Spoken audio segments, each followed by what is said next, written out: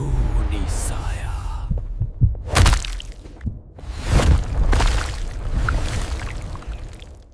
वैभव की आंखों के सामने खड़ी वो लड़की जो अपने दोस्त की शादी में आई थी, रोशनी की नजरों से हट ही नहीं रही थी।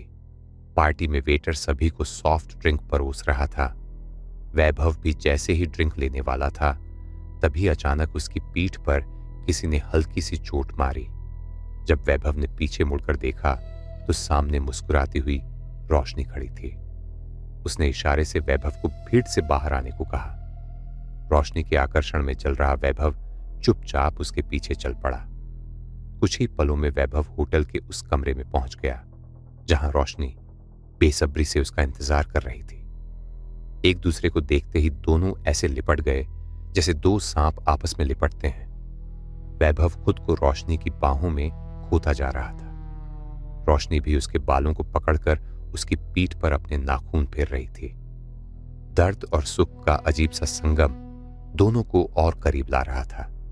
कुछ देर बाद दोनों अलग हुए और अपने कपड़े पहनने लगे। मौका देखकर वैभव ने पूछा, क्या हम फिर मिल सकते हैं? रोशनी मुस्कुराई और बोली, अगर तुम जिंदा रहे तो। इतना कहकर वो वहां से चली गई। दिन बीतते गए, लेकिन वैभव के दिल में रोशनी की चाह और भी गहरी होती गई। धीरे धीरे वह बीमार रहने लगा। उसका वजन घटने लगा और उसके अंदर की वासना और भी बढ़ती चली गई। वह दिन रात रोशनी के ख्यालों में खोया रहता। कुछ ही महीनों में जो वैभव कभी एक हैंडसम लड़का था, वो एक बूढ़े कुबड़े इंसान में बदल गया। 13 साल बीत गए और वैभव को खुद पता नहीं चला कि उसका एक तरफा प्यार कब नफरत में बदल गया। समाज ने उसे ठुकरा दिया। लोग उसे देखकर घिन महसूस करते थे। इस अपमान को सहन न कर पाने के कारण वैभव ने आत्महत्या करने का फैसला किया। वह रेलवे ट्रैक पर लेट गया और आने वाली ट्रेन का इंतजार करने लगा। तभी उसे एक आवाज सुनाई दी, तुम बहुत कायर हो।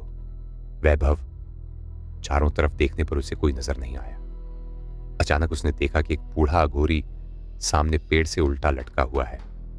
वैभव गुस्से में बोला, तुम जानते भी हो मेरे साथ क्या हुआ है? अघोरी हंसा और बोला, इसलिए तो कह रहा हूं तुम कायर हो। गुस्से में आकर वैभव ने रेलवे ट्रैक उखाड़कर फेंक दिए और अघोरी की तरफ बढ़ा, लेकिन अघोरी ने मंत्र पढ़ना शुरू किया और वैभव हवा में उठ गया। अब दिखाओ अपनी ताकत, अघोरी बोला। कुछ देर कोशिश के बाद वैभव हार मान गया।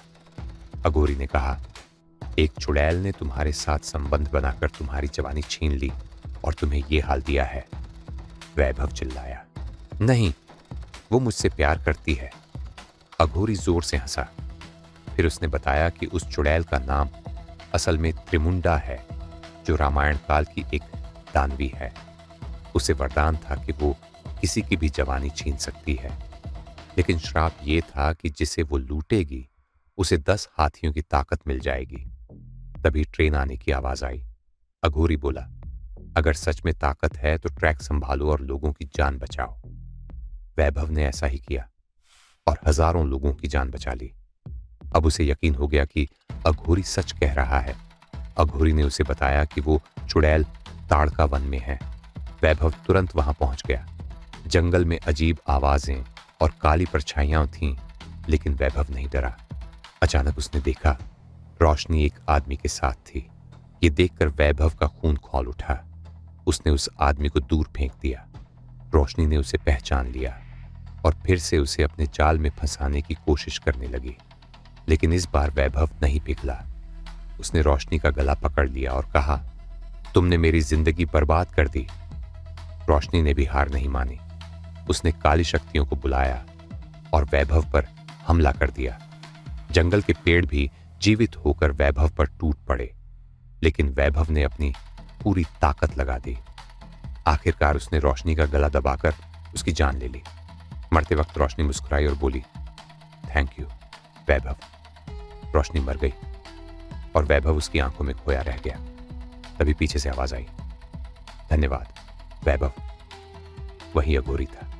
उसने बताया कि वो भी रोशनी से प्यार करता था, लेकिन वह उसके पापों से नफरत करता था। वो उन लोगों को मारता था जिन्हें रोशनी अपनी शक्ति देकर छोड़ देती थी। लेकिन वैभव को देखकर उसे अपना अतीत याद आ गया, इसलिए उसने वैभव को मौका दिया।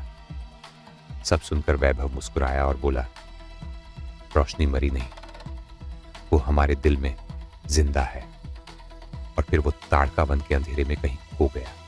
और कहते हैं, अगर कभी ताड़का वन में तुम्हें कोई कुबड़ा आदमी दिखे तो उसे परेशान करने की गलती मत करना, क्योंकि आज भी उसमें 10 हाथियों की ताकत है। अगर आपको ये डरावनी और रहस्यमयी कहानी पसंद आई हो तो वीडियो को लाइक जरूर करें। और अगर आप ऐसी ही खौफनाक, रहस्यमयी और अनसुनी कहानियां आगे भी देखना चाहते हैं तो हमारे चैनल को अभी सब्सक्राइब कर लें, क्योंकि यहां आपको मिलेंगी ऐसी कहानियां जो आपकी रातों की नींद उड़ा देंगी। और हां, ताड़का वन में अगर कभी जाओ तो उस कुबड़े इंसान से दूर ही रहना, कहीं अगली कहानी आपकी ना बन जाए।